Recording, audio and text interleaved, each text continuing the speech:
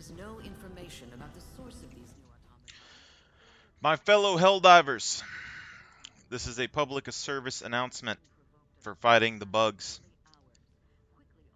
I even reactivated my webcam to kind of record this. But here's the deal. You don't need these energy weapons and energy shields against the Tyranids. You are actively handicapping yourself. You can use whatever build you want. It's fun. I get it. It's no big deal. But these things don't help you against the Tyranids. Like, it might help you versus a random acid attack that you just happen to miss. But if you dodge when you hear the acid noise, you're generally good. This doesn't really include the Tesla tower and like the arcing thing. Those are kind of special cases. I would say energy weapon wise, the Tesla tower, the uh, arc thrower, and the laser like assault rifle that doesn't run out of ammo, those work against the bugs fine. Okay? You could use some other things, some other laser weapons, I'm sure, but it isn't going to help you a whole lot against the bugs. The ballistics and the arc weapons are like the bread and butter against the bugs. If you use the shield generator,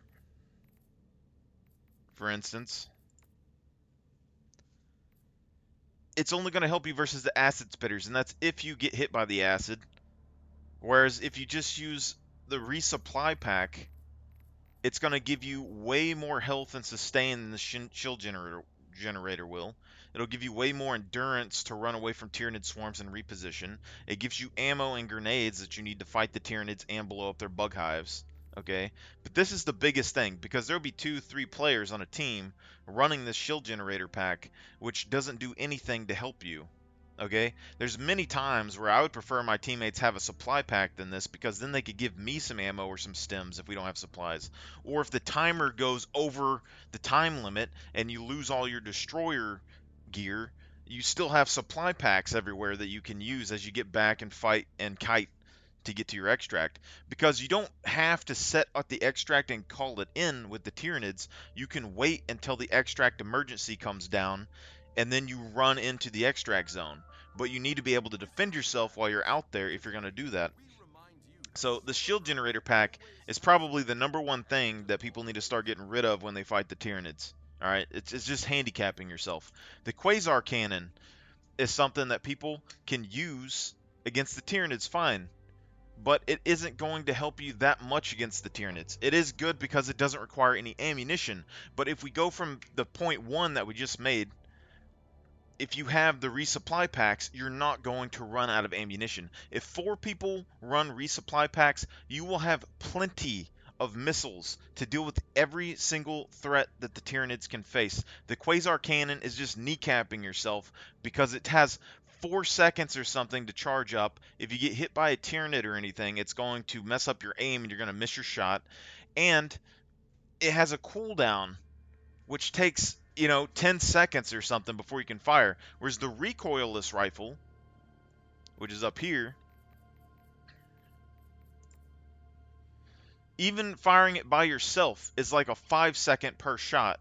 But with a teammate, you can see how rapid fire that is. You can just sit there and rapid fire this back to back to back to back to back.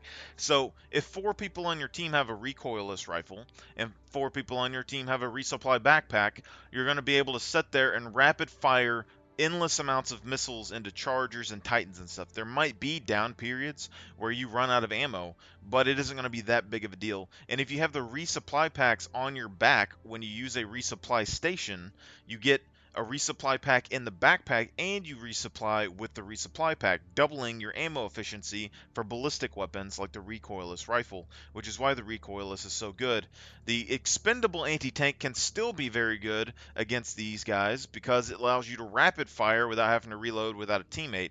But if you have enough people, at least 2 people running the recoilless rifle, you can conserve slots and have more stuff. I would say 2 people with the recoilless is perfectly fine, and then you could have 2 people with resupply backpacks is perfectly fine. And that should handle most if all of your needs when it comes to this stuff, and then you can have machine gun emplacements or anything else. But the basic starting machine gun can put in a lot of work. The stalwart can put in a lot of work. The flamethrowers can put in a lot of work. But here's the caveat: if you're using flamethrowers, if you're using the fire shotgun, etc., just because you put TK or Team Killer or something in your name doesn't mean that you should just be able to go around and team kill your teammates 24/7 with your fire things. You need to check your line of fire when you use these things. Don't even try to save your teammates when you're using this thing, because you'll end up clipping them and killing them for no reason. That fire shotgun, one little pellet can fly 5 miles across the map, hit your teammate, and burn them to death. This flamethrower can get affected by the wind and burn people to death.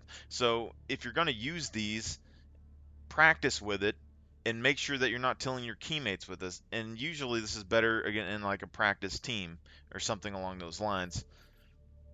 Everything else here can be pretty good. Like, you can use rail cannons, you can use heavy machine guns, you can use auto cannons if you want, but it's not super effective. I wouldn't recommend the auto cannon. You can use the spears if you want to. All right, all these things are good. The anti-materia rifle, not so much, but you could still use it if you really want. But the energy weapons, they have cooldowns, which ends up suffering in the long run. Like the laser AR can kind of be okay. It's not amazing. It's not the worst, and it can, as long as you don't overheat it, you can use it over and over and over and kill many things. But it's just like any of these eagles and gas strikes, everything else that you want. Pretty much everyone should probably have a 500 kg on them, or if you're not up to that level, an eagle airstrike.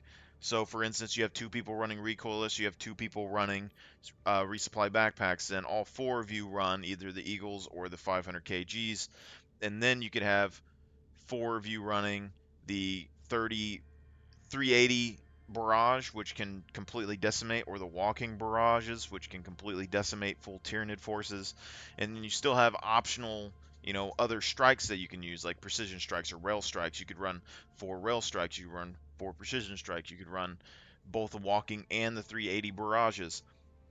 As long as you have missiles and supply packs to kill all the big things, the other things in your loadouts don't really matter. You could run the missiles and supply packs and then run full turrets, where everyone has MG and Gatling turrets and auto cannons, and you would still be able to kill the Tyranids, because as long as you kill the Titans and the Chargers, everything else doesn't matter. So the missiles are the most important thing, and using the Quasar cannon is going to lower that effectiveness, because you just cannot kill things fast enough with the Quasar cannon against the Tyranids, especially on Helldiver difficulty. That's the biggest caveat to this. And then the shield generator, they shouldn't be getting that close to you in the first place, and if they are, the shield generator isn't going to help you when you get hit, because that's your own mistake for getting hit. And as much as that's saying, like, you can dodge 99% of what the Tyrant says, when you have the heal packs, when you have the heal stems, you're going to be able to heal your health up and absorb 1,000 blows from regular Tyranids. But if you get hit by acid or anything like that, it's because you didn't dodge. That's all you have to do with this, is just dodge. Anytime you see the animation or you have acid and you dodge, 90% of the time you're going to live. So we need to just get away from the yellow energy weapons or whatever. The Tesla Tower is fine, because if you run this as 4, it holds off waves and waves and waves of fodder enemies very, very good. Okay? This is very good. You can have 4 of these, and they'll just completely hold back hordes. So you can still run Tesla towers and arc weapons and the arc gear if you want, but still have the missile launchers in the back pocket. So you go missile launcher and on 2, and then supply pack on 2, and then all 4 of you can run the Tesla tower, and then you can have all 4 of you running the 500 kgs, and then all 4 of you running like the 380s or the rail cannon strikes, etc. And you're going to be able to kill pretty much everything with the Tyranids. But this is the biggest thing I can really say. Like, the grenade launchers, everything else is fine, but like the laser rover is not as good as the ballistic rover for this thing, because the resupply pack can resupply the ballistic rover, but the laser rover, it doesn't help all that much, and it kills your teammates on top of it, which is just a big deal. Okay, whereas the ballistic rover doesn't really kill your teammates, and it does more damage. It's able to pick off people more. So if you wanted to run the ballistic rover, for instance, you could have two people with the supply pack, two people with the rocket launchers. You could have all four of you with the ballistic rover if you really wanted to, but you wouldn't really need that. But the main issue here is that you can only have one backpack equipped at a time. The difference is that the supply backpack you can just use for supplies. You don't have to carry it around with you. So you can just call in the supply backpack for the supplies, refill when you need it, and then re-equip the rover. So you just pass the supply backpacks around and use them as an extra supply drop, or you just leave them on the ground for an extra supply drop, and y'all can take this with you, and it wouldn't be that big of a deal. So you could easily have two rocket launchers, two supply packs, four of the ballistic rovers, and then you could have, your 500 kgs, or you could have your MG turrets or your Gatling turrets on top of that, and then you'll have pretty much every automated, little thing, or you can have an auto cannon. There's a number of things that you could do.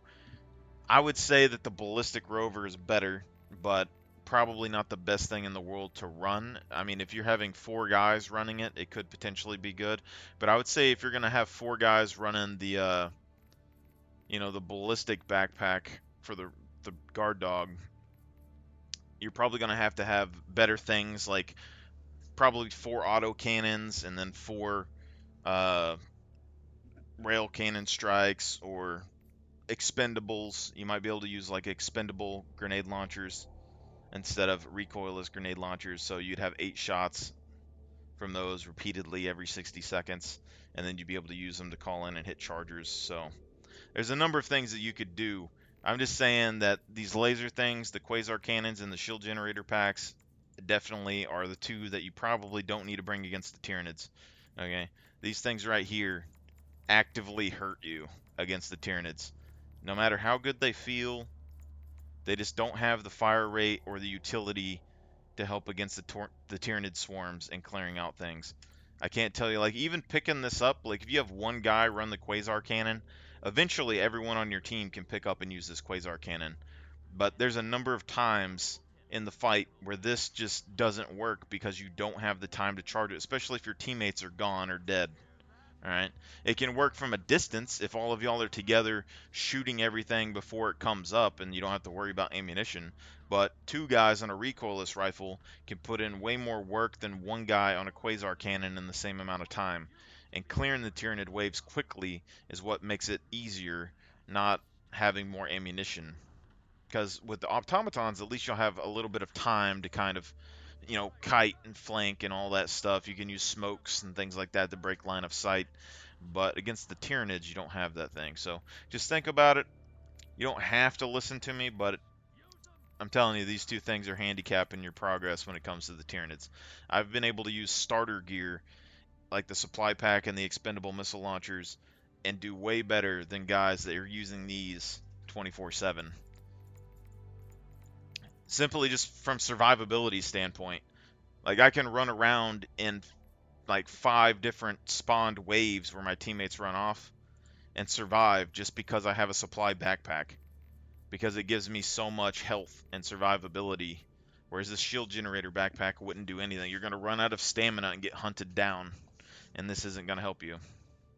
So y'all guys have a good one, and let's hop back in there, alright?